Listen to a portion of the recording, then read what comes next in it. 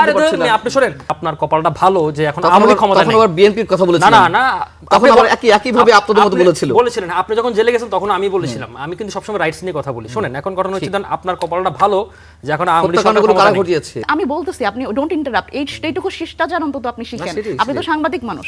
শুনেন, আপনি আপনার সঙ্গে কোনো কথা বলি না, ডোন্ট ইন্টারাপ্ট, এইটুকু শিষ্টাচার আপনার থেকে আশা করা উচিত। কি রে ভাই, আপনার তো সমস্যা আছে। শুনেন, আপনি চুপ থাকেন। আমি জামাত করি, ডাস্কে নিউজ করেন, ডাস্কে নিউজ করেন, আমি জামাত করি। আপা আমি জামাত করি, এনসিপি করি, শিশুসুলভ কথাবার্তা বলছেন। হ্যাঁ তাই। নেতা বদলায়, দল বদলায়, জন্ম নেয় নতুন দল, কিন্তু সাধারণ মানুষের ভাগ্য কি আসলে বদলায়?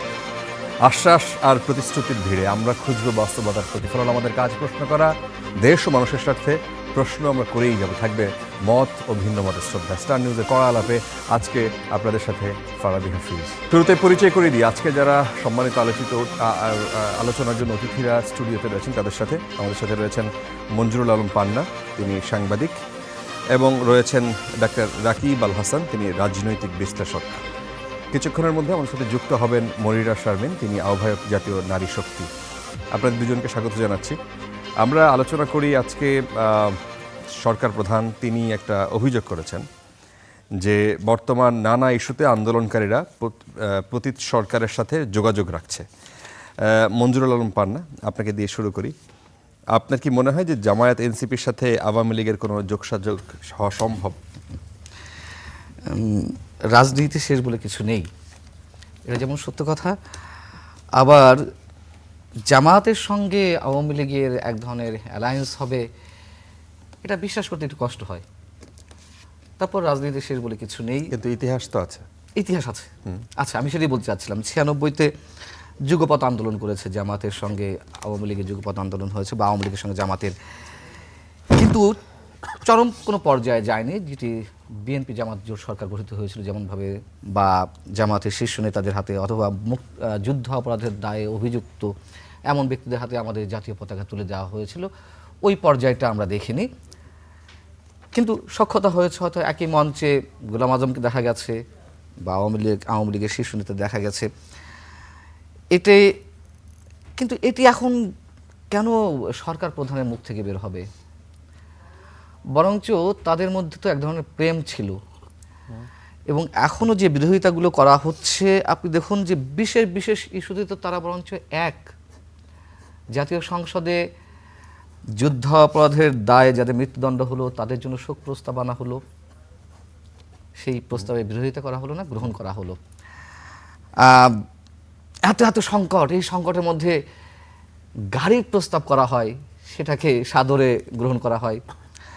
এত সংকট, সরকারি দল যেমন মার্কিন চুক্তি অ্যাভয়েড করে যাচ্ছে আলোচনার ক্ষেত্রে, ঠিক একইভাবে আমরা দেখছি যে অ্যাভয়েড করে যাচ্ছে এনসিপি, জামাতে ইসলামী।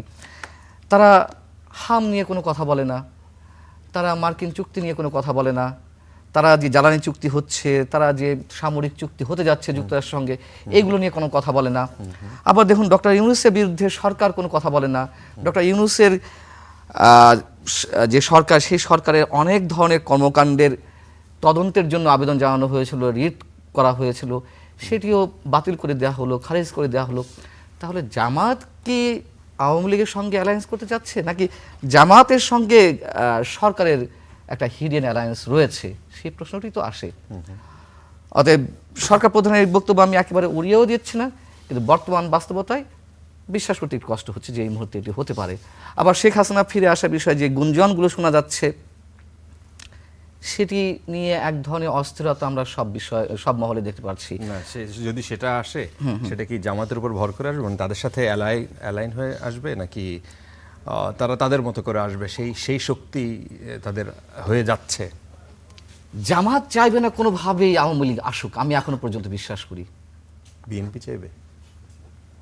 বিএনপি আমি একটু মানে এটা খুব নিশ্চয়তার সঙ্গে কিছু বলা যাবে না, কারণ বিএনপির মধ্যে জামাতপন্থী একটা অংশ আছে, এটা ওপেন সিক্রেট। আবার মুক্তিযুদ্ধপন্থী একটা অংশ আছে। মুক্তিযুদ্ধপন্থী যে অংশটা আছে তারা খুব স্বাভাবিকভাবেই চাইবে যে আওয়ামী লীগ ফিরে আসুক। আবার এর বাইরে যে অংশটা আছে, আমি আপনাকে নাম মেনশন না করে বলতে হয় অবশ্যই, যেমন মনে করুন যে আমাদের আজকে যিনি প্রধানমন্ত্রী তারেক রহমান সাহেব যখন লন্ডনে ছিলেন, যখন আসবে এমন একটা অবস্থা, তখন নাকি উনি অনলাইনে একটা মিটিং করেছিলেন। এটা আমি একেবারে রিলায়েবল সোর্স থেকে বলছি। তখন জিজ্ঞাসা করা হয়েছিল, তারেক রহমান সাহেব তখন জিজ্ঞাসা করছিলেন যে বিরোধী দলে কে থাকলে ভালো হয়, আওয়ামী লীগ না বিএনপি? টক শোতে যারা অংশ নেন, বিরোধী দলে কে থাকলে ভালো হয়, আওয়ামী লীগ না বিএনপি? না সরি, আওয়ামী লীগ না জামাত। হ্যাঁ, আচ্ছা। বিএনপি যদি ক্ষমতায় আসে তাহলে বিরোধী দলে আওয়ামী লীগ থাকলে ভালো হবে নাকি জামাত থাকলে ভালো হবে? তো 60% বলেছিল আওয়ামী লীগ আর 40% বলেছিল জামাত। একটা হার্ডকোর মিটিংয়ে অনলাইনেই, মানে সিনিয়র নেতৃবৃন্দের সাথে না, মিটিং, যারা যারা একটু তৃণমূল। সুশীল সমাজের হয়ে কথা বলেন, টক শোতে আসেন, আচ্ছা। তাদের একটা বৈঠক ছিল। আচ্ছা আচ্ছা। এটা এমন একজন মানুষের কাছ থেকে আমার শোনা, এটা অবিশ্বাস করার কোনো কারণ নেই। মনে করেন যে মুক্তিযুদ্ধপন্থী একজন বিশাল, যার প্রতি অনেকে শ্রদ্ধা আছে, আপনি হয়তো বুঝতে পারছেন। এই আর কি। তো তারা আওয়ামী লীগের পক্ষে রায় দিল 60%, 60%। আচ্ছা। 40% বলছিল জামাত। সো এখন বিএনপি চাইবে কিনা, এটি একটা মিশ্র প্রতিক্রিয়া নিশ্চয়ই হবে। আচ্ছা আচ্ছা, আমরা আবার আসবো। মনিরা শারমিন আমাদের মধ্যে উপস্থিত হয়েছেন, আপনাকে স্বাগত জানাচ্ছি আমাদের এই প্রোগ্রামে। আমরা আলোচনা করছিলাম যে আজকে সরকার প্রধান যেই কথাটি বলেছেন আজকে ময়মনসিংহে তার বক্তব্যে, যে পতিত সরকারের সাথে আন্দোলনকারীরা তারা যোগাযোগ রাখছে বা একটা যোগসাজশ হতে পারে বলে তিনি একটা আশঙ্কার কথা প্রকাশ করেছেন। ডক্টর রাকিব, আপনাকে এটার শুনতে চাই যে তার মানে কি বিএনপি, জামাত এবং আওয়ামী লীগের কোনো আতাত হওয়ার কোনো সুযোগ আছে বলে মনে হয় আপনার? জি, আপনাকে ধন্যবাদ। আমার সহ-আলোচক এবং দর্শকদেরকে সালাম এবং শুভেচ্ছা। রাজনীতিতে শেষ বলতে কোনো কথা নাই, এটা একটা প্রচলিত প্রবাদ, এবং আমাদের উপমহাদেশীয় রাজনীতি আরও বেশি আনপ্রেডিক্টেবল। এবং আপনি যদি ইতিহাসে দেখেন, দুইটি ঘটনা আজকে মাননীয় প্রধানমন্ত্রী তারেক রহমান অ্যাড্রেস করেছেন, আমি অ্যাড্রেস করতে চাই। একটু হচ্ছে 1986-এর এরশাদের সময় যে ইলেকশনটি, সেখানে ইভেন বামদলীয় রাজনৈতিক দলগুলো ইলেকশন পকেট করেছিল, কিন্তু জামাত এবং আওয়ামী লীগ একসাথে ইলেকশন গিয়ে এরশাদের ক্ষমতাটাকে আরও প্রলম্বিত করেছিল। 94, 95 কিংবা 96 দিকে তত্ত্বাবধায়ক সরকারের যে আন্দোলন, সেখানেও জামাত এবং আওয়ামী লীগের একসাথে যোগসাজশ ছিল। আর এই মুহূর্তে যে রাজনৈতিক যে চিত্রটা, ডেমোগ্রাফিক যে চিত্র, সেখানে আপনি দেখেন সেখানে জামাত কিন্তু প্রধানতম বিরোধী দল। এখন এটা খুব স্বাভাবিক হিসাব, ক্লাসের যখন আপনার রোল নাম্বার 10 ছিল, 10 থেকে রোল নাম্বার 2 বা 3-এ আসলো, তখন আপনার টার্গেট থাকবে কীভাবে রোল নাম্বার 1-এ যাওয়া যায়। একটা ফুটবল ওয়ার্ল্ড কাপ বা ক্রিকেট ওয়ার্ল্ড কাপে যদি আপনি সেমিফাইনাল খেলেন, তাহলে আপনার টার্গেট থাকবে পরের আসরে কীভাবে ফাইনালে যাওয়া যায়, রানার আপ হলে আপনার টার্গেট থাকবে কীভাবে চ্যাম্পিয়ন হওয়া যায়। তো জামাত আসলে এই মুহূর্তে, জামাত আমার কাছে যেটা মনে হচ্ছে, জামাত প্রচণ্ড ক্ষমতামুখী আগেও ছিল, মানে বিশেষ করে তারা ছাত্র সংসদ ইলেকশনের পরে যখন তাদের একটা হাইফ তারা তৈরি করেছিল, তখন থেকে তারা হিসাব করতেছে তারা কীভাবে ক্ষমতায় যাওয়া যাবে। একটা ইলেকশনের সময় তারা এরকম বলছিল তারা এবারে ক্ষমতা যাচ্ছে। তো যেহেতু এখন তারা প্রধানতম বিরোধী দল, তো তাদের টার্গেট হচ্ছে যে করে হোক বিএনপিকে সাকসেস করে হোক, আনসাকসেসফুল করে হোক, কিংবা ক্ষমতা থেকে টেনে এসে নামানো হোক, যে কোনোভাবে ব্যর্থতা করে দেখানো হোক। এবং আপনার প্রতিটি ঘটনা যদি মিলান, সেটা কিন্তু একটা সূত্রপাত দেখা যায়।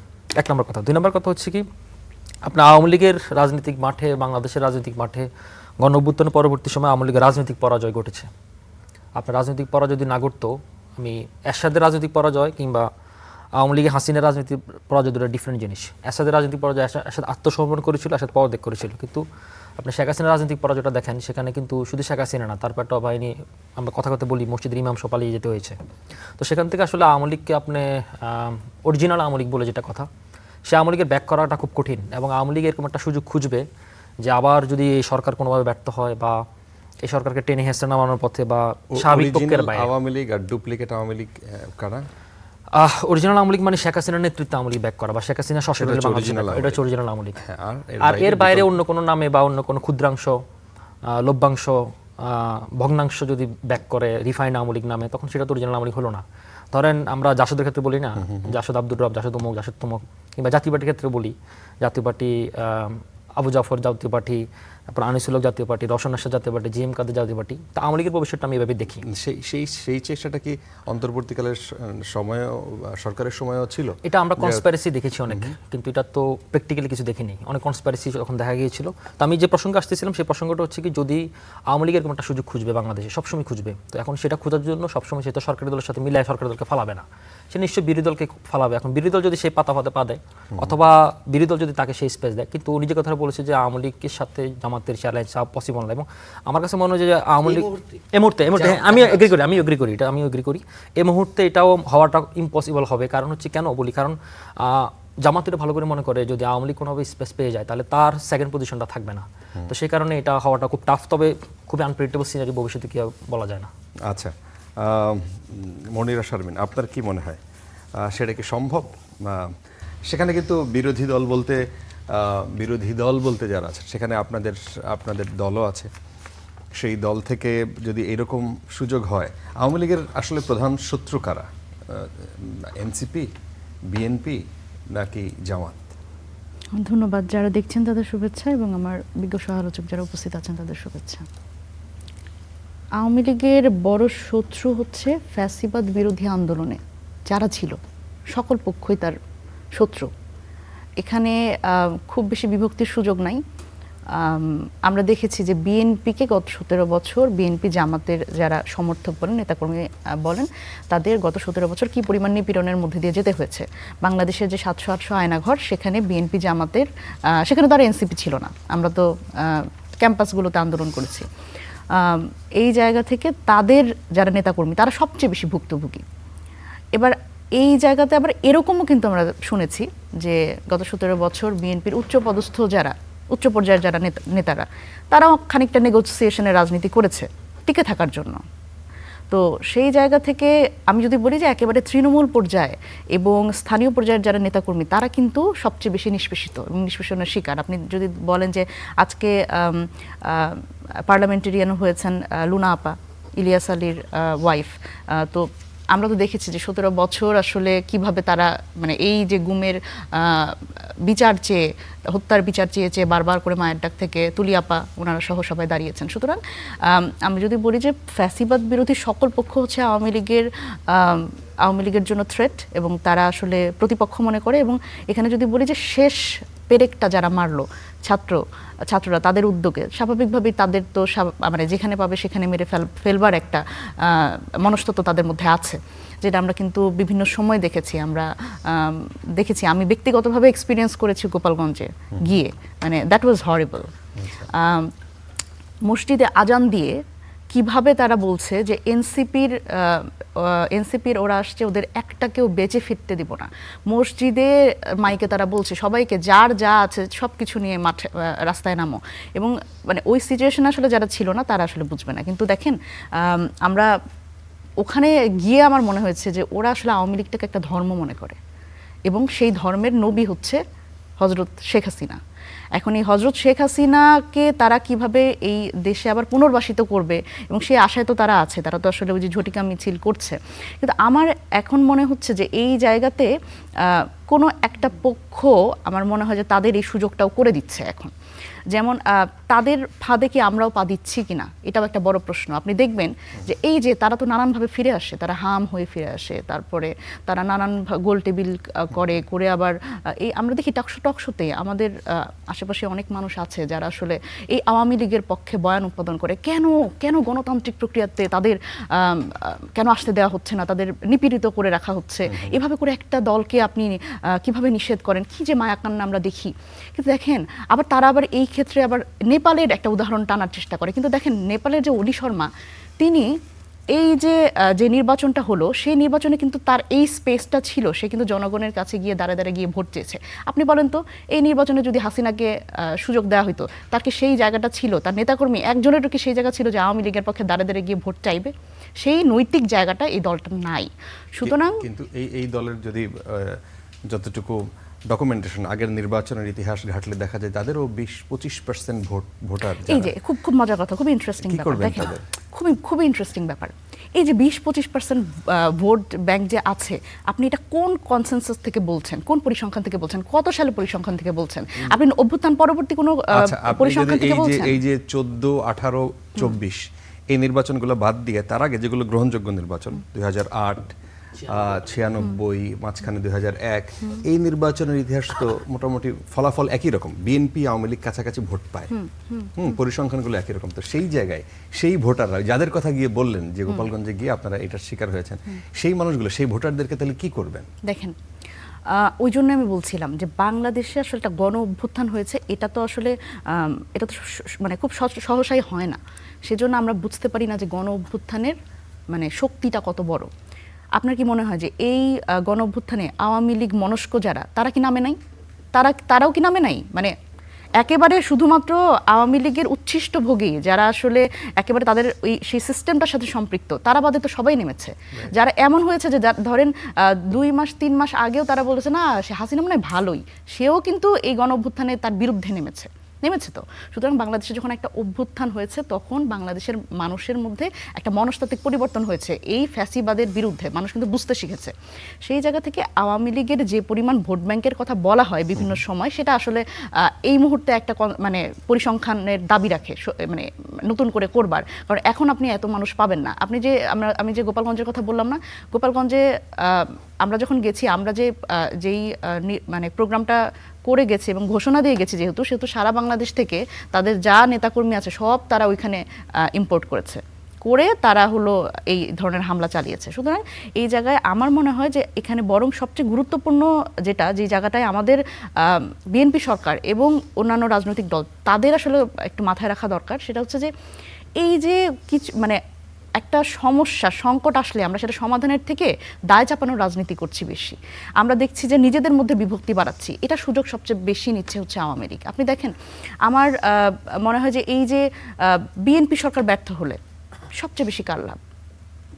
সবাইকে যদি আবার মাঠে আন্দোলনে নামায় দেওয়া যায়, দেশটাকে অস্থিতিশীল করা যায়, সবচেয়ে বেশি লাভ কার? আওয়ামী লীগের।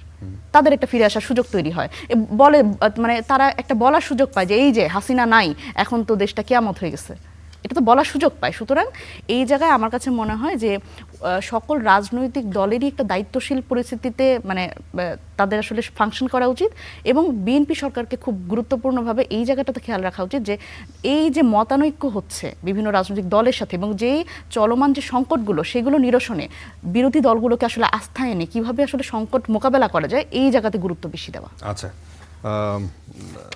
পান্না ভাই, আপনাকে যদি এই প্রশ্ন করি যে কেউ বলছেন যে বিএনপির কিছু নেতাকর্মী জামায়াত এনসিপি অন্তর্বর্তী সরকারকে গালি দিতে দিতে এমন পর্যায়ে চলে গেছে যে গত 17 বছরে যেন বিএনপিকে মানে বিএনপিকে এই অন্তর্বর্তী সরকারে যারা ছিল কিংবা এনসিপির সাথে যারা ছিল, জামাতের সাথে যারা ছিল, তারাই নির্যাতন করেছে।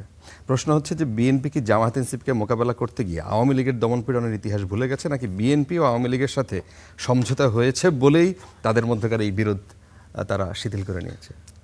প্রথম কথা হচ্ছে যে আমাদের তো স্থিতিশীল রাজনীতি কখনোই ছিল না, অন্তত আমি এটা বলবো বিশেষ করে 2001 থেকে 90-এর পরে যে একটা গণতন্ত্রের সম্ভাবনা দেখা যাচ্ছিল, সেটার চর্চা মোটামুটি 2001 পর্যন্ত ছিল মোটামুটি। তারপরে এসে এটি চরম একটা বিভাজনের জায়গায় চলে গেছে। দুই দলের উপর নির্যাতন করেছে এবং আওয়ামী লীগ 17 বছর যে টানা ক্ষমতায় ছিল, অবশ্যই নির্বাচন নিয়ে অনেক ধরনের প্রশ্ন রয়েছে। প্রশ্ন কি, আমি তো বলবো অবশ্যই এই নির্বাচন ব্যবস্থা ধ্বংস করে ফেলার কারণেই আওয়ামী লীগের বিরুদ্ধে মানুষের অধিকাংশ মানুষের একটা ক্ষোভ ছিল, এবং সেই ক্ষোভটাকে পুঁজি করে এই যে আন্দোলনটা হলো, সেটার তাদের একটা সফল পরিণতি, বাংলাদেশের জন্য সফলতা কিছু বলে নাই, যারা আন্দোলন করছে তাদের একটা সফল পরিণতি এসেছে। কিন্তু বাংলাদেশের নির্বাচন ব্যবস্থা আবার স্বরূপে ফিরে আসে নাই, অথবা না, আমি তো মনে করি না। শুনুন, সেটা হচ্ছে যে মানে এই নির্বাচনটা ভালো নির্বাচন ছিল না। না, এই নির্বাচন যদি ভালো নির্বাচন হয়ে থাকে তাহলে 2018 এবং 2024 ভালো নির্বাচন। 18 ভালো নির্বাচন যদি এই নির্বাচন হয়ে থাকে, কেন 2014 এবং 2014 এবং 2024 18 তো অংশ নিয়েছিল, সেটা তো দিনে ভোট রাতে হয়েছে, সবাই আমরা জানি। এই নির্বাচন কি দিনে ভোট সন্ধ্যা থেকে শুরু হয়নি, আগের দিন সন্ধ্যা থেকে? এইবারের নির্বাচন হ্যাঁ, কি হবে? কেন ব্যালট পেপার পাওয়া যায়নি? হানা ভোটের সিল মারছে, ওপেন ধরা হয়নি, ধরা হয়েছে কিনা? আচ্ছা না, আচ্ছা না, আপনি তো গণমাধ্যম কর্মী। আমার চোখে সেইভাবে আসে নাই, আসেনি? আমি দেখি নাই। আপনাদের টিভি কভার করেছে? আচ্ছা, অসংখ্য ভিডিও আমি এখনই বের করে দেখাবো। আপনি যদি আমাকে 2 মিনিট সময় দেন, আমি এখনই বের করে দেখাবো। আচ্ছা। ঠিক আছে, চ্যালেঞ্জ করছি আমি, যে তার আগের দিন সন্ধ্যা থেকে হানা ভোটের ব্যালট পেপার ওপেন সাজানো হয়েছে এবং সিল মারা হচ্ছে কিসের এবং সিল মারছে? সিগনেচার করে নাতে না নেওয়া হচ্ছে। হাতে? হ্যাঁ, হাতে না নাতে? হাতে, গণভোটের হাতে। এবং তা হাতে ভোট দেওয়ার জন্য এনসিপিও বলেছে, জামায়াতও বলেছে, বিএনপিও বলেছে। তো এখানে বিএনপি প্রকাশ্যে সেভাবে বা বলেনি। আগের- হ্যাঁ? বিএনপি সালাউদ্দিন সাহেব তো গত কয়েকদিন আগে বললেন যে নির্বাচন আদায় করার জন্য আমরা এটা কৌশল অবলম্বন করেছিলাম, হাতে ভোট দেওয়ার কথা বলেছিলাম। বিএনপি তো হা ভোট চাইনি, গণভোটের ব্যাপারে, গণভোটে, হ্যাঁ, গণভোটটাই তো চাইনি। জি। গণভোট মানে তো ধরে নিয়েছিল যে আন্দোলনের পক্ষে যারা আছে সবাই গণভোট চাইবে, গণভোটে আচ্ছা, তাহলে কিন্তু কি কারণে আচ্ছা, কারণে না ভোটে হা তাও নাতে পড়েছে, ভোট তাও তো দেওয়া না হয়েছে? ভোট পড়েছে, তাই না? মানে তাও কি তো না কারণে ভোট এই ছিল। হা না ভোটে মানে আগের রাতে দিতে হবে, এটা কার জন্য জরুরি ছিল? সেটা জামাত করছিল। জামাতের নেতারা আগের দিনে ওই যে রেজাল্ট শিট, সেটাতে সিগনেচার নেওয়া হচ্ছিল অসংখ্য জায়গায়। আপনি এগুলো চোখে পড়েনি আপনার? আচ্ছা, আচ্ছা, যদি চোখে না পড়ে থাকে আমি এখনই দেখাতে পারি। আপনি আচ্ছা। আপনি আমাকে যে 2 মিনিট সময় দেন, আমি এখনই অ্যাডভান্স বের করে আমরা দেখাবো। কথা বলার সময় আপনি বাইক করে দেখেন। আচ্ছা, এখন বিষয় হচ্ছে কি, না আর কি কারণে এই নির্বাচনটা আচ্ছা, প্রশ্নবিদ্ধ ছিল? মূল বিষয় হচ্ছে 2014 এবং 2024-এ আওয়ামী লীগ কৌশল অবলম্বন করেছিল যাতে বিএনপি নির্বাচনে না আসে, ফাঁকা মাঠে গোল দিতে পারে।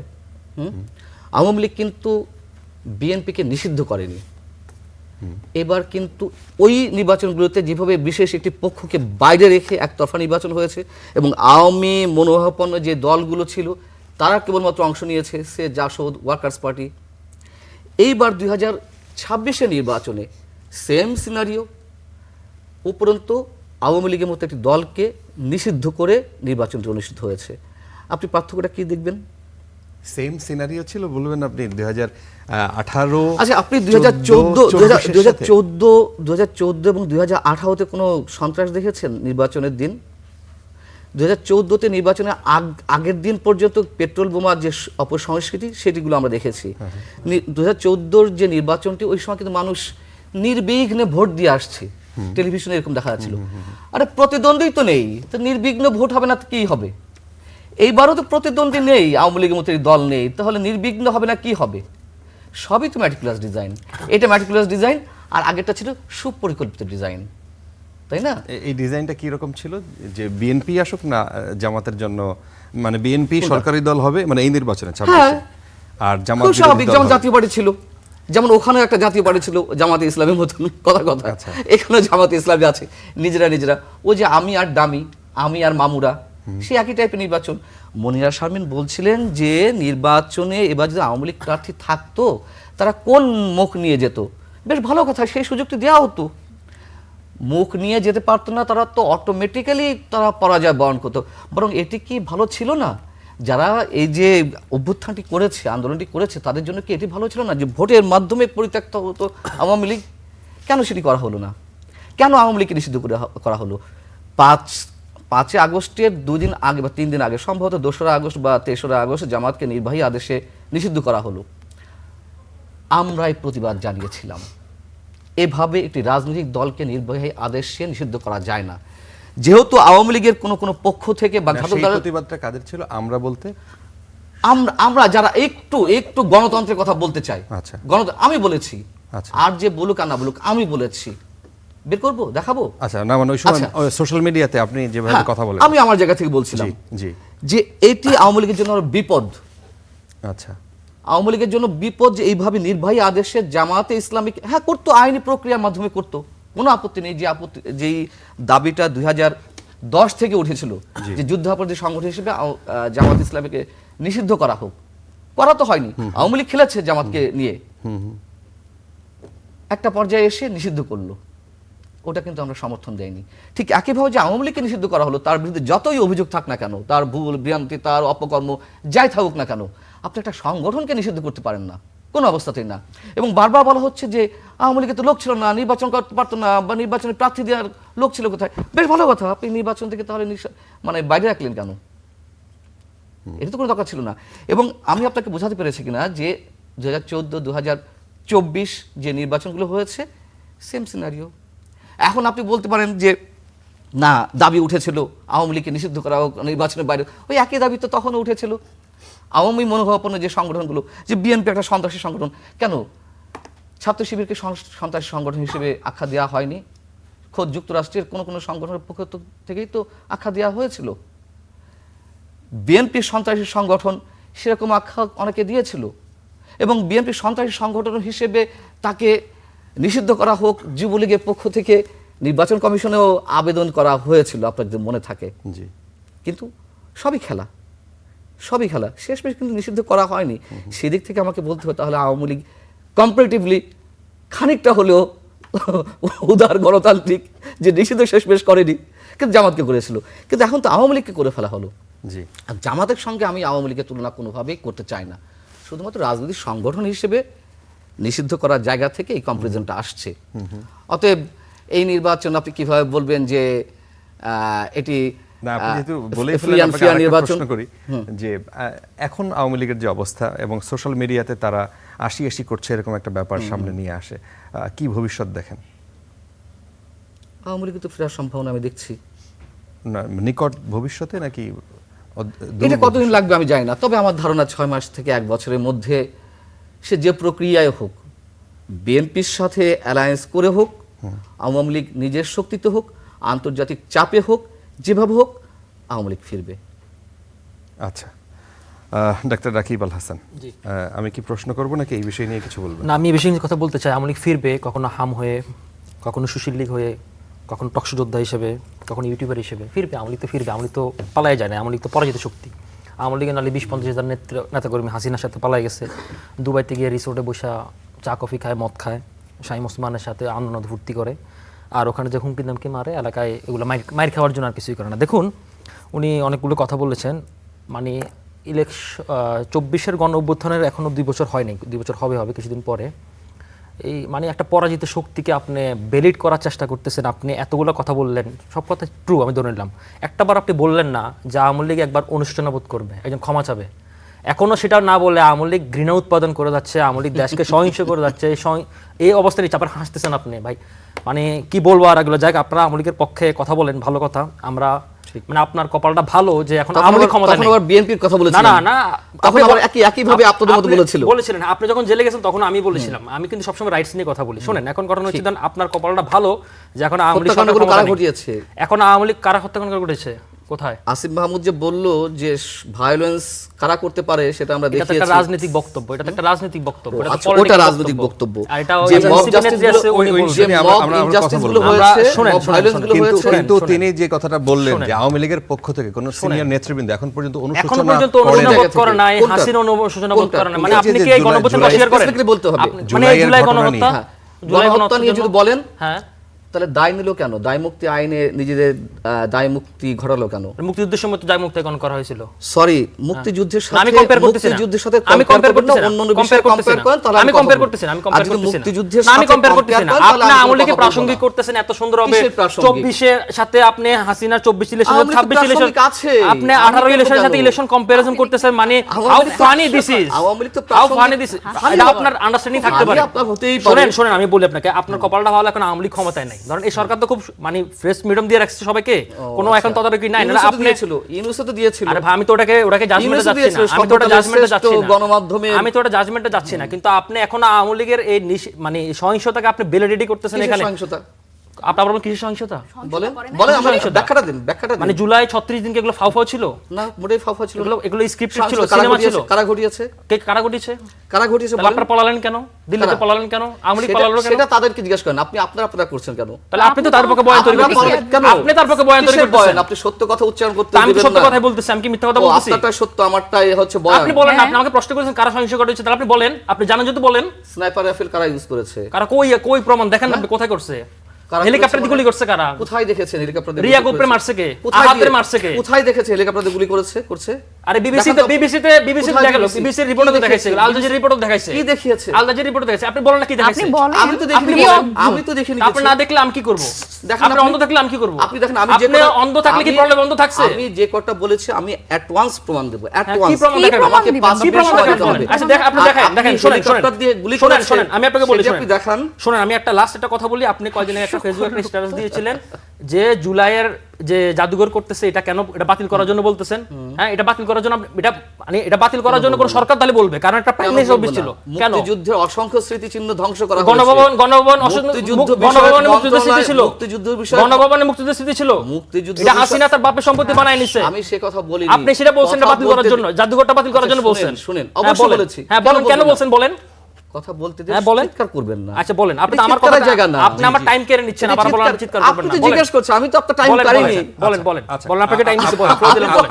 টাইম পারিনি। আপনাকে ফ্লোর দিলাম আপনি বলেন। আমাকে ফ্লোর দিচ্ছেন, আমি কোথায় টাইম দিলাম? আপনি তো আমার কথার মধ্যে ইন্টারাপ্ট এক্সাইটেড কেন হচ্ছেন? এক্সাইটেড হচ্ছেন। যুক্তি দিয়ে কথা বলেন। যুক্তি তর্কে আছে, যুক্তি তর্কে আছে। আপনি 24 এর ইলেকশনকে ভ্যালিডিটি করতেছেন, 18 কে করতেছেন, 14 করতেছেন, আমরা এটার সাথে 26 এ কম্পেয়ার করতেছেন। শুনেন, 26 এর ইলেকশনকে ইইউ সরকার, জাতিসংঘ সরকারে প্রত্যেকটা অর্গানাইজেশন এটাকে রিকগনাইজ করেছে। আপনি এটাকে আর কিভাবে বলবেন? আপনি কোন থেকে বলবেন? রিকগনাইজ তো 24 এর ইলেকশন কো করেছিল। কবে 24 ভাড়াটে আনছে, আরেকগুলোকে ভাড়াটে আনছে। এখানে ইউ প্রতিনিধি পাঠায় নাই নাকি? আরে না না, আপনি আপনি কি সাংবাদিকতা করেন ভাই? আপনি তো যুক্তি তর্ক দিতে পারছেন না। আপনি ইনফরমেশন দিতে পারতেছেন না। শুনেন, আরে ধরুন আপনি শুনেন 24 এ মিয়াটিয়া বলেন না। এখানে আপনার সাথে আমার রাজনৈতিক কোনো বিরোধ নেই। আচ্ছা শুনেন 24 ইউ প্রতিনিধি পাঠায় নাই। 24 এ আপনি ব্যক্তিগতভাবে নিয়েন না। এটা কথার কথা বলতেছি আমি আপনাকে। শুনেন, আপনার সাথে আমার ব্যক্তিগত সম্পর্ক খুব ভালো, আপনার সাথে আমার কোনো শত্রুতার সম্পর্ক নাই। 24 এ কোনো আপনি পার্সোনাল নিয়েন না। 24 এ ইউ কোনো প্রতিনিধি পাঠায় নাই। তাহলে আপনি বলেন যে এটা রিকগনাইজ করছে। রিকগনাইজ কারা করছে? মার্কিন ডিপ স্টেটের প্ল্যান অনুযায়ী খেলা হয়েছে, নির্বাচন হয়েছে। অবশ্যই দিল্লিতে পাঠাচ্ছে ডিপ স্টেটের প্ল্যান। তার তো কিছু সাইড এফেক্ট থাকে, সব প্রত্যেক জিনিসের একটা সাইড এফেক্ট থাকে। তাহলে এই ধরনের কনস্পাইরেসি নিয়ে যদি আপনি কথা বলেন, লজিক ছাড়া আপনি প্রমাণও নাই, লজিক ছাড়া সব তো কনস্পাইরেসি কাজ করেন। কিভাবে ডিপ স্টেট কাজ করছে বলেন? Jeffrey shakes, Colombia university teacher, সে আওয়ামী লীগের কাছে বিক্রি হয়ে গেছে। সে যে খাতা কলম দিয়ে দেখিয়ে দিয়েছে ডিপ স্টেট কিভাবে খেলা করেছে, কিভাবে টাকা আসছে। ডিপ স্টেট খেললে তো তাহলে জামাত ক্ষমতা আসার কথা। কোনটা? ডিপ স্টেট খেললে তো জামাত ক্ষমতা আসার কথা। ডিপ স্টেটের খেলা সবসময় থাকে, সবসময় সব খেলা যে সফল হবে এমন কোনো কথা নেই। আচ্ছা। এবং তারা তাদের সফলতা না আসা পর্যন্ত খেলা চালিয়ে যায়। আচ্ছা। ডিপ স্টেটে অর্ধেক খেলা সফল হয়েছে, শেখ হাসিনার পতন ঘটিয়েছে, শেখ হাসিনাকে দেশ থেকে বিতাড়নের একটা পরিবেশ তৈরি করতে পেরেছে, জামাতকে বিরোধী দলে আনতে পেরেছে, সরকারি দলে আনার একটা চেষ্টা ছিল, সেই চেষ্টাটা এখনো চলছে। Okay fine. তার মানে পৃথিবীতে মানে হাসিনা যে এই 17 বছর মানে অপকর্মের কারণে জুলাই গণঅভ্যুত্থানে পতন হয়েছে, এটা ডিপ স্টেটের প্ল্যান, তার কোনো মানে অবদান নাই। তার পতন তার নিজস্ব অবদান নাই। অবশ্যই অপকর্ম ছিল, তার অবদান নাই। অবশ্যই 17 বছর অপকর্ম ছিল, সুযোগটা তো আওয়ামী লীগ করে দিয়েছে। হ্যাঁ, তাহলে এটাকে আপনি কেন রিকগনাইজ করতেছেন? আপনি শহীদকে বলতেছেন স্নাইপার দিয়ে মেরেছে। সেই সুযোগের যারা প্লট নির্মাণ করেছে। হ্যাঁ, প্লট জুলাই গণঅভ্যুত্থানে প্লট নির্বাচন হয়েছিল। প্লট নির্মাণ হয়নি জুলাই আন্দোলনে। কোটা বিরোধী আন্দোলন থেকে একবারে সরকার পতনের আন্দোলন। হ্যাঁ, পৃথিবীতে গণঅভ্যুত্থান করতে এভাবে হয়। আপনি হ্যাঁ, তাহলে আরব স্প্রিং কিভাবে হয়েছিল? আরব স্প্রিং কিভাবে হয়েছিল? হ্যাঁ, 2 মাসের 1.5 মাসের মধ্যে কোটা বিরোধী আন্দোলন থেকে এক দফা আরব স্প্রিং কিভাবে হয়েছিল? আপনি আরব স্প্রিং ঘটনা জানেন না? কেন জানবো না? হ্যাঁ, বলেন আরব স্প্রিং কিভাবে হয়েছিল? কারা খেলেছিল? আরব বসন্ত নিয়ে কারা খেলেছে? এখন এই ধরনের কনস্পাইরেসি থিওরি করে পৃথিবীতে শুনেন হ্যাঁ, কি আশ্চর্য বিষয়। আফগানিস্তান কাদের খেলা? সব। সিরিয়া কাদের খেলা? সব খেলা, সব মিশর, ইরান, ইরাক কাদের খেলা? তাহলে সব খেলা আন্তর্জাতিক এই খেলার মধ্যে বাংলাদেশের 1400 মানুষ, 1400 মানুষের এই আচ্ছা, রকম 1400 হত্যা, ফারাবি ওকে ফাইন, ভালো অ্যানসার দিয়েছেন। কাদের খেলা ছিল? ভালো। আচ্ছা, আগে আপনার কাছে জিজ্ঞাসা করা মানে যে কতজন নিহত হয়েছে? জাতিসংঘের সর্বশেষ যে রিপোর্টটা ছিল 1400 ছিল। জি, আসুন 1400 মানুষকে আওয়ামী লীগ মেরেছে। জি, জাতিসংঘের হিসাবটা কয় তারিখ পর্যন্ত ছিল? ওই তারিখটা তো আর 15 আগস্ট পর্যন্ত। 15 আগস্ট পর্যন্ত দুই ভাগে ভাগ করছে। 2002 ভাগ হয়নি। 2024 15 আগস্ট পর্যন্ত জাতিসংঘ হিসাবটা দিয়েছে। আচ্ছা, জাতিসংঘ হিসাব করতে চেয়েছিল, মানে তদন্ত করতে চেয়েছিল সেপ্টেম্বর পর্যন্ত। ডক্টর ইউনূস সরকার সেই সুযোগটা দেয়নি, 15 আগস্ট পর্যন্ত করতে বলেছে। 15 আগস্ট পর্যন্ত 1400 মানুষ হত্যাকাণ্ডের শিকার হয়েছে। ডক্টর ইউনূসের স্বাস্থ্য মন্ত্রণালয়ের হিসাব কি ছিল? 5 আগস্ট পর্যন্ত 834 জন নিহত হয়েছে। একেবারে ডক্টর ইউনূস সরকারের স্বাস্থ্য মন্ত্রণালয়ের বিজ্ঞপ্তি, স্বাস্থ্য অধিদপ্তরের। 834 যদি হয়ে থাকে, আমি যদি দুটোকেই সঠিক ধরি, তাহলে 834 যদি হয়ে থাকে 5 আগস্ট পর্যন্ত, তাহলে আপনার কত বাকি থেকে? 1400 থেকে 500 66, 566 জনকে কে মারলো? তখন তো আওয়ামী লীগের কারো থাকার কথা না। কারা মেরেছে আপনি হিসাব দিন। আমরা যে বলে যাচ্ছি অনবরতভাবে 1400 মানুষকে হত্যাকাণ্ডের দায় নিতে হবে, ধরে দিলাম যে ওই 534 জনকে 834 জনকে আওয়ামী লীগের ক্যাডার বাহিনী বা আওয়ামী লীগ সরকারের আইন শৃঙ্খলা রক্ষাকারী বাহিনীর সদস্যের হাতে তারা নিহত হয়েছে, তাহলে বাকি 566 জন উত্তর দিন। ওর মধ্যে কি পুলিশের তালিকাও ছিল? পুলিশের যে কয়েকজন সদস্য সম্ভবত পুলিশের তালিকাও ছিল, সম্ভবত। আচ্ছা, এবার দায়মুক্তিটা কেন ঘটলো? কেন ওপেন বলা হয় সিরাজগঞ্জে 14 জন পুলিশকে আমরা হত্যা করে ঝুলিয়ে রেখেছি? বিএনপির স্থানীয় নেতা সাইদুর রহমান বাচ্চু কেন বলে? কারা সন্ত্রাসটা সৃষ্টি করেছিল? মেট্রো রেল বিটিভি ভবনে ওপেন সিক্রেট আত্মস্বীকৃত অপরাধী টকশোতে এসে বলে আমরা করেছি। কেন আসিফ মাহমুদ বলে যে জুলাই আমরা কি সন্ত্রাস করেছি তা মানুষ দেখেছে? আচ্ছা, এখন এগুলো সব পলিটিক্যাল বক্তব্য। আচ্ছা, সন্ত্রাস শব্দটা বলে নাই, ভায়োলেন্স কি রকম? ভায়োলেন্স তো ভায়োলেন্সটা কি? আমরা একটু মনিরা শারমিন একদম দর্শক হয়ে গেছেন, তার কাছ থেকে শুনি। আপনাকে কি আমি প্রশ্ন করব নাকি এই বিষয়ে নিয়ে আপনি বলবেন? প্রথমত আমি একটু বলি, সেটা হচ্ছে যে কোরআনে একটা আয়াত আছে, আমি অবশ্য একদম ঠিকঠাক বলতে পারবো না, সেটা হচ্ছে ওই যে কিছু কিছু মানুষ আছে মানে আল্লাহ শেষ পর্যন্ত দেখে, মানে করতে দেয়, যা অপকর্ম করতে দেয়, এবং এদের হচ্ছে কানে চোখে মোহর লাগানো আছে, মানে তারা দেখে না, শোনে না, বোঝে না। মানে আল্লাহ তো যা বলে দিছে সে তো বলেই দিছে যে এইভাবে ভেবে চলবা সেই, কিন্তু এরা হচ্ছে শোনেও না, দেখেও না, কিছুই না। তো পান্না ভাইয়ের অবস্থা হয়েছে সেইটা, এবং উনি গণতন্ত্রের ধ্বজাধারী, তা আবার শেখ হাসিনাকে নিয়ে কথা বলতেছে, আর উনি 1400 শহীদের কথা নিয়ে কথা বলতেছে। উনার আসলে লজ্জা হওয়া উচিত, কারণ দেখেন আপনার লজ্জা হওয়া উচিত ভাই, আপনি এখানে এসে যে কথাগুলো বলতেছেন এটা মানে যারা দেখতেছে, আপনি একটু, আমি জানি না স্টার নিউজে যারা আছে আমিও বলতেছি, আমি আপনার বলতেছি, আপনার ওই 1400-এর হিসাবটা আমি দিতেছি। স্বাস্থ্য মন্ত্রণালয়ের যে হচ্ছে যেই লিস্টটা, সেখানে হচ্ছে অনেকেরই ডকুমেন্টেড করা যায় নাই, এটা সবচেয়ে বড় কারণ। MIS হচ্ছে নেয় না, সেখানে একটা সিস্টেম আছে, সেটা হচ্ছে NID কার্ড তার থাকতে হয়, ফুটেজ তার থাকতে হয়, যে একেবারে যেখানে ফুটেজ নেওয়া হয়েছিল, এবং হলো পুলিশ ভেরিফিকেশন, এবং আরেকটা ব্যাপার থাকতে হয়, সেটা হচ্ছে যে চিকিৎসা, মানে যেখানে আসলে হসপিটালের ডকুমেন্টেশন থাকতে হয়। সবার কিন্তু এইটা ছিল না। যেখানে পুলিশ যেখানে মানে এতগুলো লাশ পুড়িয়ে মেরেছে, সেখানে তো কোনো ডকুমেন্টেশন ছিল না। আপনি কোথায় পাবেন সেই ডকুমেন্টেশন? এবং জাতিসংঘের রিপোর্ট যেটা বলছে যে 1400 মানুষের কথা, এবং সেটা কোথায় কোথায় কোন জায়গায় কত তারিখে কিভাবে হয়েছে সেই স্পট দিয়ে উল্লেখ করা আছে। এখন এই একটা সত্য, একটা গণ অভ্যুত্থানকে যারা অস্বীকার করে তাদের সাথে বসে আমাদের টক শোতে কথা বলতে হয়, এটা খুবই দুঃখজনক এবং খুবই একটা লজ্জাজনক ব্যাপার। যে এই যে আপনি একটু প্রথমেই বললেন না যে কারা আসলে আওয়ামী লীগকে মেইন স্ট্রিম করার চেষ্টা করছে, আমি এখানে মিডিয়ার একটা বড় দায় দেখি। কারণ হচ্ছে মিডিয়াতে এই ধরনের লোকজনকে এনে মেইন স্ট্রিম করা, এবং এই যে বারবার করে মানুষকে, আপনি দেখেন স্টার নিউজের যারা আপনার TRP কে দেখেন, তারা দেখেন যে কমেন্টগুলো চেক করেন, যে এই ধরনের লোকজনকে আপনি করবেন, আপনার কাছে অনেক ডকুমেন্ট আছে, আপনি একটু পরপর দেখাতে চাইতেছেন। শোনেন, ঘটনা হচ্ছে যে আওয়ামী লীগকে যারা পূজা করে, এই পূজার মধ্যে যে উনিও আসলে ওই ওরশিপ করা লোকজনের মধ্যে একজন। আওয়ামী লীগ শুধুমাত্র, আমি বলতেছি, আপনি ডোন্ট ইন্টারাপ্ট, এইটুকু শিষ্টাচার অন্তত আপনি শিখেন, আপনি তো সাংবাদিক মানুষ। শোনেন, আপনি আপনার সঙ্গে কোনো কথা বলি না, ডোন্ট ইন্টারাপ্ট, এইটুকু শিষ্টাচার আপনার থেকে আশা করা উচিত। কি রে ভাই, আপনার তো সমস্যা আছে। শোনেন, আপনি চুপ থাকেন। ঘটনা হচ্ছে যে আওয়ামী লীগকে তো শুধু এমনি দেখলে হবে না, আওয়ামী লীগ তো বাংলাদেশের সার্বভৌমত্বের জন্য হুমকি। বাংলাদেশের মানুষ, আপনি পাকিস্তান আমলে, আপনি মুক্তিযুদ্ধের কথা বলতেছেন, ওনার মুক্তিযুদ্ধের ধ্বজাধারী আছেন একজন আমাদের মধ্যে, উনি বলতেছেন পাকিস্তানিরা বাংলাদেশি মারছে আর হাসিনা আমার দেশের লোক মারছে, এবং আমার দেশে মানে আমার তো বের হতে হয় নাই, আমার ঘরের সন্তান, আপনার ঘরে সন্তান আছে, আপনার ঘরের সন্তান ঘরের মধ্যে বসে গুলি খেয়ে মরে গেছে, এবং গুলি খেয়ে পিছনের দেয়াল 4 ইঞ্চি ফুটা হয়ে গেছে। আপনার বুঝতে হবে হাসিনা কিভাবে হেলিকপ্টার থেকে গুলি করে মানুষ মারছে। হেলিকপ্টার থেকে আমাদের যে আন্দোলনকারী আছে, সেই আন্দোলনকারীদের গরম পানি ঢেলে দিছে উপর থেকে। এগুলো তো বুঝতে হবে। উনি তো তখন ছিল না, উনি তো ছিল আসলে ওই যারা আসলে তোষণকারী তাদের পক্ষে। উনি তো এগুলো জানবেন না, উনি দেখবেন না। এখন উনি মানে খুবই হাস্যকর ব্যাপার হচ্ছে, উনি এইখানে আসে যে এই গণ অভ্যুত্থান হয়েছে কি হয় না, এইটাই হচ্ছে, এটা নাকি ডিপ স্টেটের প্ল্যান। মানে এর থেকে হাস্যকর পৃথিবীতে আমি আর আসলে কোনো কথা শুনি নাই। মানে উনি মানে আমার মনে হয় কি যে এই ধরনের লোকজনের না নিজের পরিবার পর্যন্ত অহেতুক ব্লেম দিবেন না। আমি অভ্যুত্থান নিয়ে এই কথা কখনোই বলিনি। কখনোই বলিনি। আপনি যা ইচ্ছে তাই বলে যাবেন। Don't interrupt. আপনি কি করেন, আমার কথাটা বলতে দেন। আচ্ছা, শেষ আপনি একে তো হচ্ছে উল্টাপাল্টা কথা বলছেন, আমার সময় আপনি কেন নষ্ট করতেছেন? প্রথমত হচ্ছে যে উনি যেভাবে করে সবকিছু ডিপ স্টেটের প্ল্যান বলতেছেন, উনি আমি জানি না যে উনার সন্তানরা আসলে কোথায় আছেন। উনার সন্তান বা উনার পরিবারে একজন যদি গুলি খেয়ে মরতো এই গণ অভ্যুত্থানে উনি বুঝতেন। উনার কাফরুলে যেই মেহেরুন্নেসা তানহা, তার বাবার সাথে ওনার দেখা করা দরকার।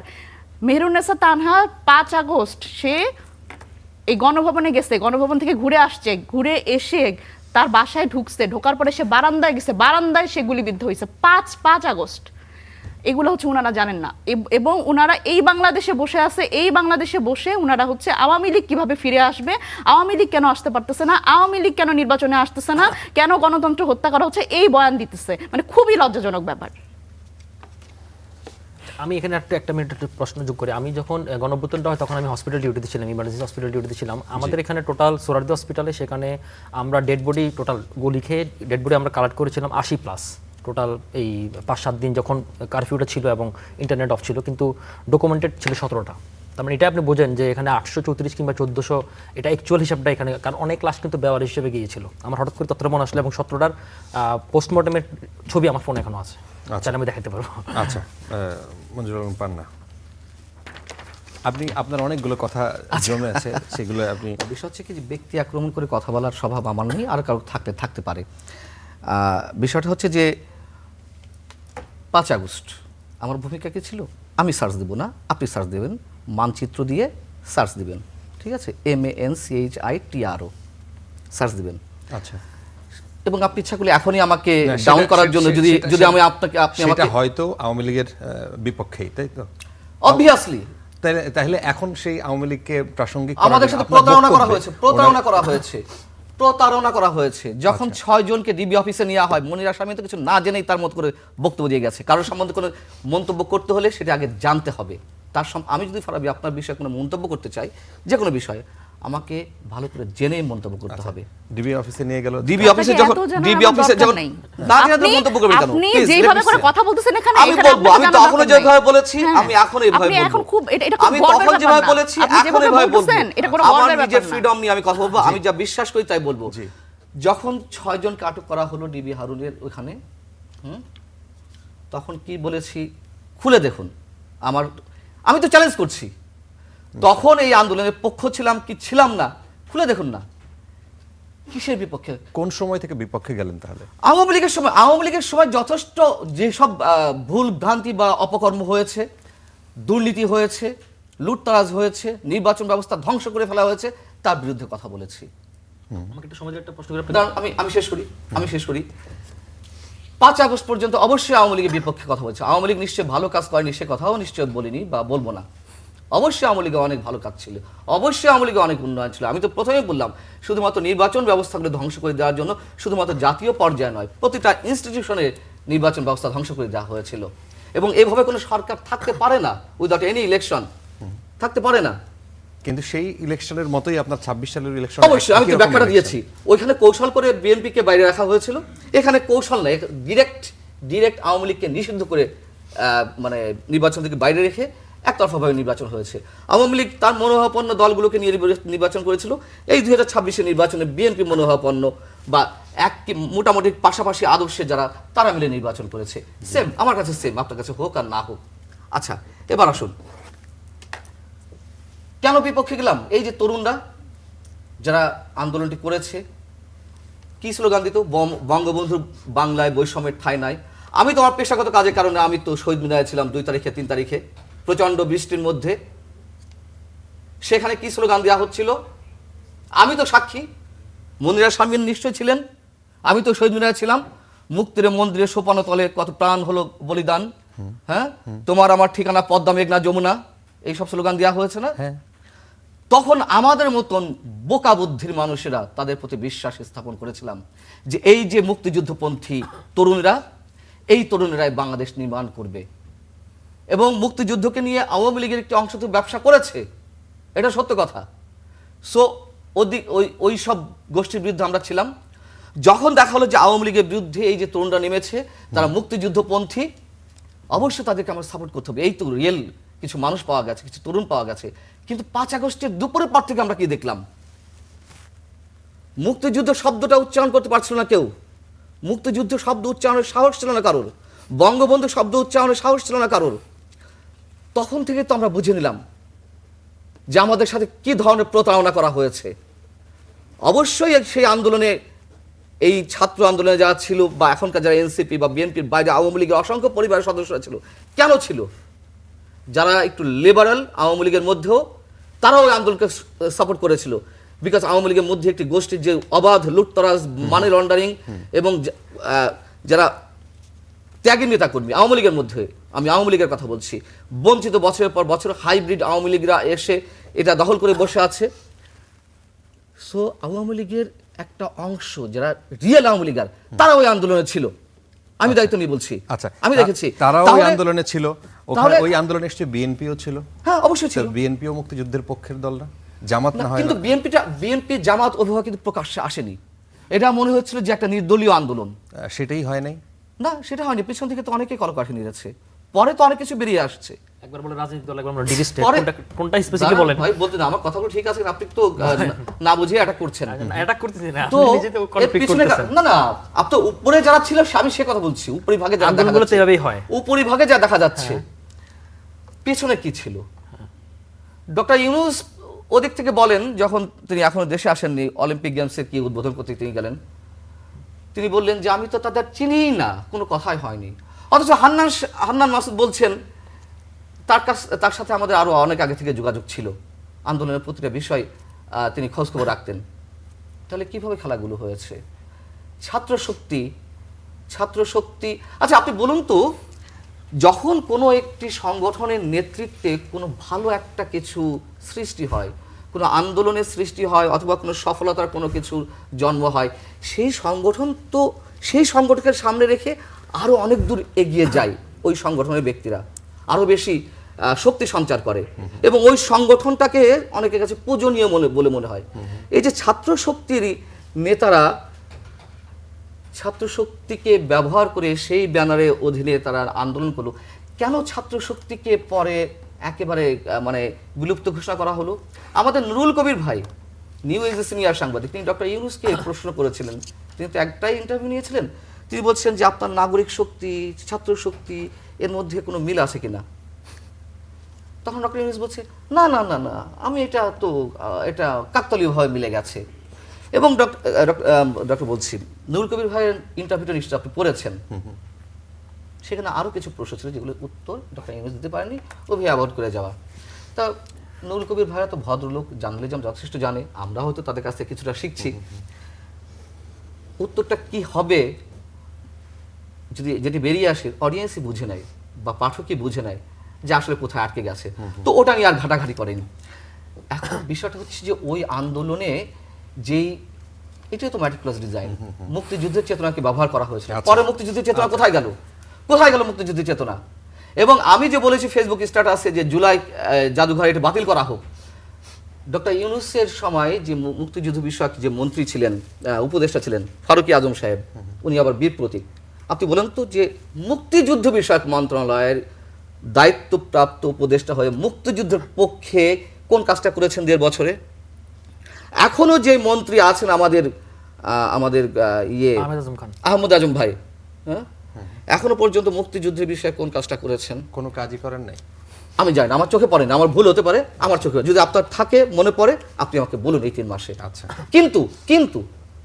কিন্তু যারা জুলাই আন্দোলনের শহীদ হয়েছে, আচ্ছা, আমাদের তাদের বক্তব্য যে হ্যাঁ, তাদের জন্য কিন্তু আমরা অনেক কিছু দেখেছি। বলুন এখন আপনি কি চান? কোনটা? মানে এখন এই রাজনীতি বা সরকার যেভাবে চলছে, দলগুলো যেভাবে অ্যাক্ট উনি চায় করছে, আপা আসুক। কি চান? এইটা ছাড়া ওনার কোনো চাওয়া নাই। আপনার হতে পারে, আপা আসুক, আমরাও চাই না ভাই, কোনো অসুবিধা নাই, আপনার আমরা অনেক চাই, দরদ, আমরা আপনি চাই। আপা বলতে পারেন, শুনেন, আমিও অনেক কিছু আপনার- বলতে পারি। শুনেন, আমরা চাই এখন আপা বিষয় আসুক, হচ্ছে- কারণ আমরা চাই বিচার হোক। আমরা বিচারের হ্যাঁ, জন্য বিচার হোক, আপনারা বিচার নিয়ে হোক, আসেন বিচার তো আপাকে। আমিও চাই, আপাকে নিয়ে আসেন, বিচার তো আমিও চাই। আমি তো একবারও এজন্য বলি বিচার নিয়ে না আসেন, হোক, আপাকে নিয়ে আসেন আপনারা। বলেছি একবারও। আপনারা এই যে 50 মিনিটের প্রোগ্রাম প্রায় একবারও বলে শুনেছেন, বিচার তো আমিও চাই, কিন্তু একটা দলকে আপনি কিভাবে নস্বাত করবেন, একটা দলকে কিভাবে আপনি নিষিদ্ধ করবেন? আচ্ছা, এবং আচ্ছা। এবং আপনি যে বলছেন চাইছি, আগে চাইছি আমার অ্যাডভান্স চাওয়া হচ্ছে মার্কিন চুক্তি মানে বাতিল করা হোক। ওই এনসিপি তো মার্কিন চুক্তি বিষয়ে কিছু বলে না, আচ্ছা জামাত ইসলামী কিছু বলে না। আচ্ছা, এটা নিয়ে আমরা টানা কয়েকদিন প্রোগ্রাম করেছি, আমরা শেষের দিকে। আচ্ছা আমি একটু বলি শোনেন, সেটা হচ্ছে কি গণ অভ্যুত্থানের যে জিনিসটা, এটা এক একজনের পার্সপেক্টিভ এক এক রকম। এখন যখন বর্ণনা করতে যাবেন তখন নানা রকম মনে হবে, যেন আমিও মাঠেও ছিলাম, হসপিটালে ছিলাম, শহীদ মিনারে ছিলাম, আমার কাছে একরকম মনে হয়েছে। এখন এটা আপনি যদি বলেন মানে এটা একক কোনো নেতৃত্ব ছিল না, আপনি যদি হান্নান মাসুদের বয়ান শোনেন, আসিফ মাহমুদের বয়ান শোনেন, কিংবা মুনিদা শারমিনের বয়ান শোনেন, এক একজনটা একরকম হবে। মানে মূল ফ্যাক্টগুলো ঠিক থাকবে, কিন্তু ধরেন তার দেখার সিস্টেম অন্যরকম। এখন এগুলোকে যদি আপনি কোশ্চেনেবল করেন, ওনার প্রত্যেকটা বয়ান হচ্ছে কি, ধরেন আমরা একটা গণ অভ্যুত্থান পরবর্তী সময় রাষ্ট্র ভেঙে পড়ে, এখন রাষ্ট্রটা আরও ভেঙে পড়ে গেছিল, কারণ হচ্ছে কি হাসিনা প্রত্যেকটা ইনস্টিটিউশনকে ধ্বংস করে দিয়েছে। আপনি বললাম না যে এখানে পুলিশ পর্যন্ত পালিয়ে যেতে হয়েছে, তারপর হচ্ছে আপনার মসজিদ ইমাম পর্যন্ত পালিয়ে যেতে হয়েছে। একটা শূন্য অবস্থা থেকে আসলে ডক্টর ইউনূস যে খুব রাতারাতি সব কিছু চেঞ্জ করে ফেলবে আমরা আশাও করিনি।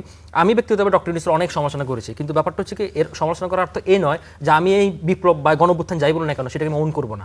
এখন এই বয়ানটা আসলে এভাবে উনি প্রাসঙ্গিক করতেছে যে বয়ানটা মিথ্যা ছিল, এই বয়ানটা কোনো দরকার ছিল না। তারপর হচ্ছে কি এর পরিবর্তে হাসিনাই ভালো ছিল, আপাই ভালো ছিল, আপা ফিরত আসুক, আপাকে কেন আনা হচ্ছে না।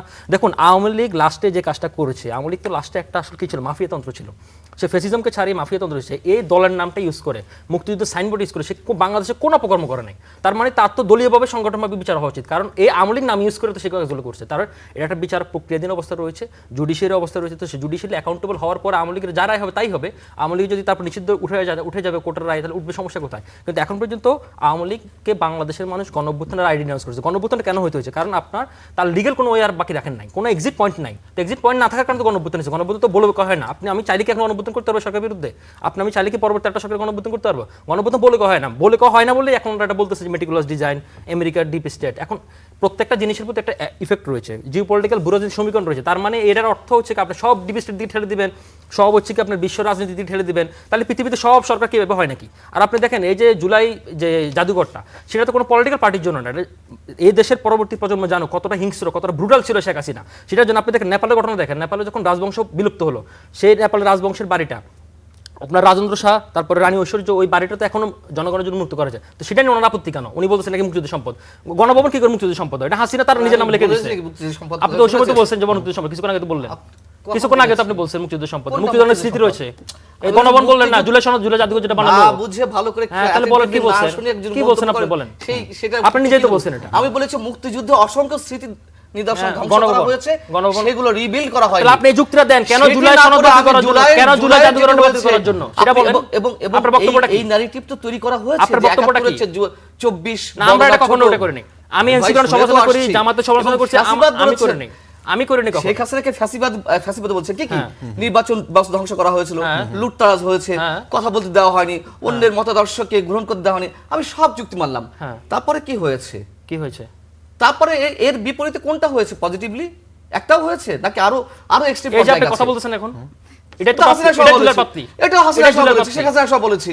তারপর তো হাসিনার লোক, আমরা হাসিনা শুধু বলবেন না, আপনি তো হাসিনার লোক বলবেন, আমরা তো শুধু বলতে জামাত করেন, আমি জামাত করি, ওকে ফাইন, আমি জামাত করি, ডাস্কে নিউজ করেন, ডাস্কে নিউজ করেন, আমি জামাত করি, আপা আমি জামাত করি, আমি এনসিপি করি, শিশু কথাবার্তা বলছেন। হ্যাঁ তাই আচ্ছা যাই হোক, কথা বলা যাচ্ছে, এটা হচ্ছে সবচেয়ে বড় কথা। মনিরা শারমিন, এটা হচ্ছে জুলার কাপড়া, ওনাদের মত লোকদের গ্রহণ করা আছে জুলার কাপড়া। আমি জাস্ট 30 সেকেন্ডে কয়েকটা কথা বলি, সেটা হচ্ছে যে দেখেন আপা চলে গেছে আর পান্না ভাইদের রেখে গেছে। হ্যাঁ এখন বলেন আপনারা কথা বলেন না ভাই, 30 সেকেন্ড প্লিজ কথা বলেন না আপনি। শুনেন, ওনাদের মুখে কখনো শুনবেন না আপনি। দেখেন ওনারা যখন কথা বলেন তখন কিন্তু আসলে কোনো কনস্ট্রাকটিভ কথাবার্তা আপনি পাবেন না। আপনি পাবেন শুধু এই গণ অভ্যুত্থানকে বিতর্কিত করা যায় কিভাবে আসলে হচ্ছে এই যে গণ অভ্যুত্থান যে ডিপ স্টেটের কারবারি, এটা তো আমি আজকে শুনলাম।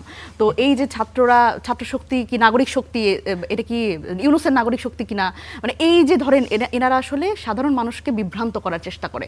সুতরাং এই যে মানে হাসিনার পক্ষে মত উৎপাদনকারী, আমরা আসলে ওনাদের সমর্থন করি, ওনাদের যে আশা আকাঙ্ক্ষা এটা আমরা সমর্থন করি। আমরা চাই যে হাসিনা আসুক, আমরা চাই ওনাদের মাধ্যমে আসুক, জীবিত অবস্থায় আসুক, এবং আমরা চাই যে সাধারণ মানুষের সামনে উনি দাঁড়াক এবং বাংলাদেশের বিচার ব্যবস্থায় উনি এই বিচারটাকে ফেস করুক, এবং আমরা চাই যে ওনার বিচার যেটা হয়েছে, যে রায়টা হয়েছে সেটা কার্যকর হোক। আমরা চাই, আমরা তো ভাইয়ের পক্ষেই আছি, আমরা চাই শেখ হাসিনা আসুক। আচ্ছা আপনাদের তিনজনকে অসংখ্য ধন্যবাদ। দর্শক, আজকে এই পর্যন্তই ছিল কড়া আলাপ আছে, কড়াই হয়েছে।